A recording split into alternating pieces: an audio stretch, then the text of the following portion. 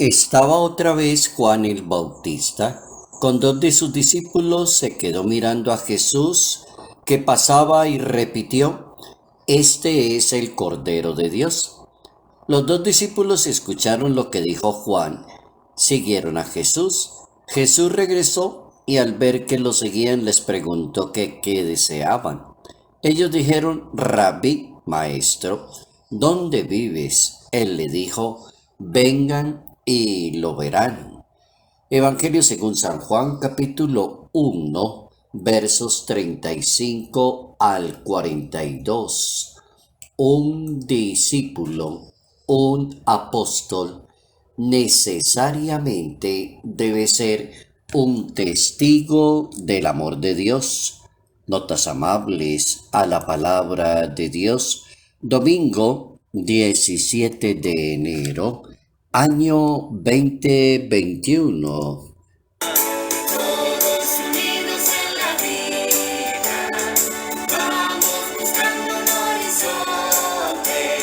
Arriésgate, arriésgate, arriésgate, hay algo más. ¿Quién es el verdadero apóstol? Esa es la pregunta de fondo.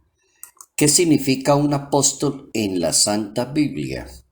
¿Qué significa un discípulo misionero según la Quinta Conferencia de América Latina de los señores obispos reunidos allí en el Brasil, en la ciudad de Aparecida? ¿Qué es eso de un apóstol, de un discípulo, de alguien que sigue a Jesús de Nazaret, se identifica con el Maestro, se convierte en un misionero? ¿En dónde estará el secreto para ser un buen apóstol de Dios en el mundo, un testigo del amor de Dios? Esa puede ser una buena definición de un testigo, de un apóstol, de un misionero, un testigo del amor de Dios. También la Santa Biblia tiene su propia respuesta y la Sagrada Escritura, el Evangelio, que es la palabra por excelencia de Dios, nos permite como conocer el método y la pedagogía de Jesús de Nazaret, la manera como Él piensa elegir a sus discípulos para indicarles la misión, para confiarles la iglesia que Él instituye con ellos. Entonces un buen discípulo deja de funcionar cuando no cumple con esas categorías anteriores, cuando no conoce la palabra de su maestro, cuando no es obediente a su maestro, cuando no utiliza la pedagogía de su maestro. Esa palabra discípulo significa aquella persona que se deja moldear por su maestro. Entonces un discípulo deja de funcionar cuando hace su voluntad y no hace la voluntad de Dios. E incluso hay cantidad de discípulos que se convierten en un problema en la Iglesia Católica para aquellos que están viviendo su vida apostólica con el espíritu del Evangelio. Se convierten en jueces de los demás o en perseguidores de los demás, o siempre están fijándose en el error de los demás. Dejan de ser discípulos por estar pendiente de la vida de los demás. Se comparan con los demás, sufren por los triunfos de los demás, tienen complejos en relación con los demás. Eso le pasa a un discípulo cuando quiere hacer la obra de Dios, pero no la conoce. Y cuando deja de funcionar, cuando hace su voluntad y no la de Dios. Quien se prepara para ser un buen discípulo debe entender que no es el discípulo quien escoge a su maestro. Siempre es el maestro quien llama al discípulo y lo invita a seguirle. Y esa es la norma del maestro de Nazaret. Luego un discípulo no puede cambiar esa norma. Evangelio según San Marcos capítulo 3, verso 13.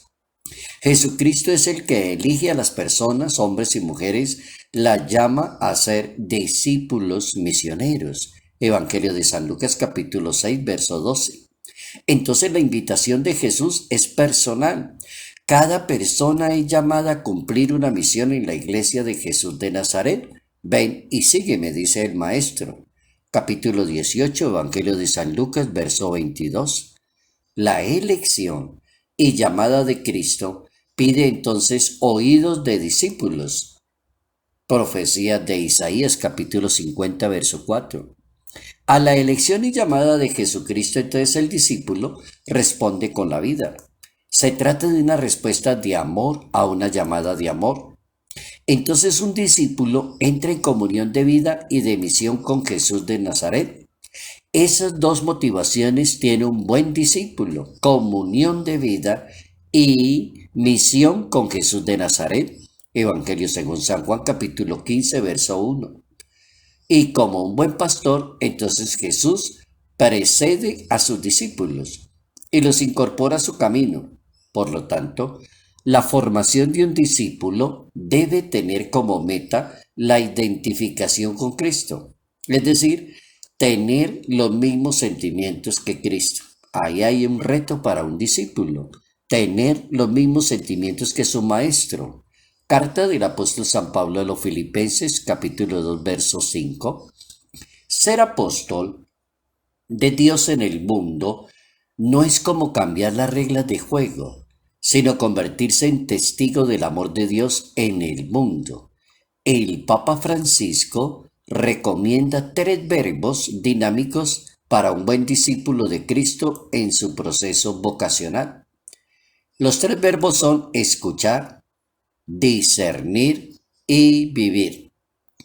Escuchar como muy atento la palabra de Dios, porque es la manera de conocerlo. Uno conoce cuando escucha atentamente, dice el Papa.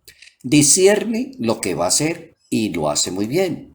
Y empieza a vivir la vocación del discípulo de una manera permanente y sin rezagarse, dice el Papa Francisco. En María Santísima encontramos todas las características de un excelente discípulo, de una buena discípula de Jesús de Nazaret. Escucha amorosa y atenta a su maestro. Capítulo 1, Evangelio según San Lucas, verso 26. Obediencia sin límites. Fidelidad a su maestro. Acompañamiento en la oración y en la unidad. El discípulo de Cristo está hecho para amar, para servir, para perdonar, para evangelizar.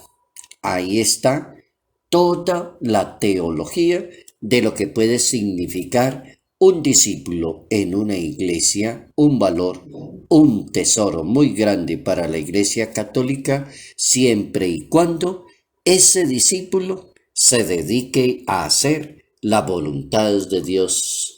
Arriésgate, arriésgate, arriésgate sin vacilar. Salud, bondad y bendición.